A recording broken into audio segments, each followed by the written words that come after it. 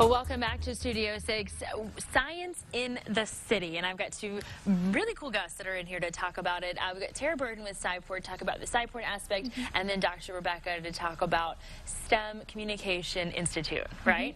That's right. I've been memorizing the proper name of that.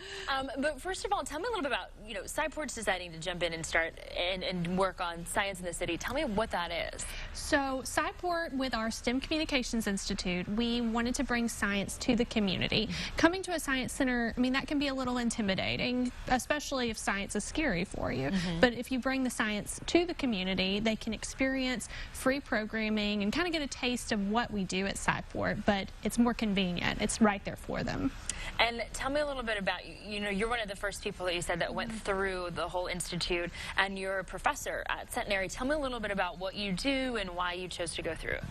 So as a professor at Centenary, we always try to stay active in our research, but no matter how well you do your research, if you can't communicate that to other people, it doesn't really go very far. So I think for me, I wanted to do this Communications Institute so that I could kind of take responsibility for making myself accessible to the public if they have questions they want to ask.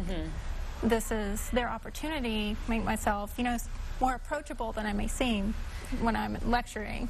So. And this one's for either of you to answer. Tell me a little bit what we've been saying, STEM Communications Institute, what is that? So STEM Communications Institute is actually a program with SciPort, and we have grant funding that allows us to do it. But basically, scientists come into the program, and SciPort helps gives them skills to be able to communicate their science to the public, without having to use a ton of jargon, and just make what they actually do accessible. So kids can learn, oh, that's what a research scientist really does. Okay, well that makes a lot of sense. Has you found that sort of helps you maybe in your teaching as well? I have. So a lot of teaching I found is you have to very often gauge your audience. What do they know already? And you have to bring it to a level that everyone can understand. So in college, these are, people who are basically adults, but trying to bring it even further to children, making activities that they can play with and be hands-on and do some of the learning on their own without me, having to be in control of the information, just letting them kind of discover. I think it's important because you learn so much more that way. And so the Science in the City event, tell us a little bit about what people can expect if they come out. So come on out to the Louisiana Boardwalk this Saturday from 11 to 3, and we'll be set up by the Copeland's Cheesecake Bistro in the parking garage. And we'll have SciPort staff will be there, and scientists from our STEM Communications Institute doing free science programming. So we'll have a variety of things going on, and it'll be really fun, and it's free. Will it be a little bit of learning, but it will also be some more hands-on kind of experiment type of things? Or will it be just a lot of maybe just reading or talking to a professor about something?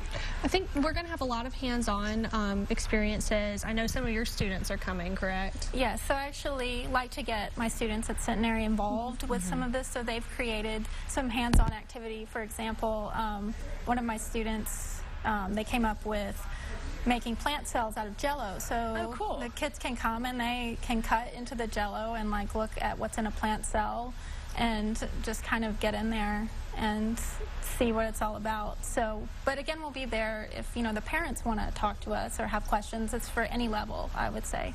I was going to ask, so who is this day particularly, the Science in the City, who is it geared toward? How old are the kids, or even how old are you expecting, or is this geared towards? It'll be especially fun for the kids, but it really is a family event. It's something that a kid could be learning, like she said, about a plant cell, and then, a parent is thinking back hey, I vaguely remember that from biology. So it's kind of a learning experience for all ages, but it's very fun for the kids. And what if, somebody has questions about the STEM Communications Initiative and the Institute, and they're out there, will they be able to sort of ask some of that as well? Yeah, of course. Also, the National Weather Service is going to be out there with us, too. So we're excited to have some weather science also. So they can tell us exactly how hot it will be that day. Yes.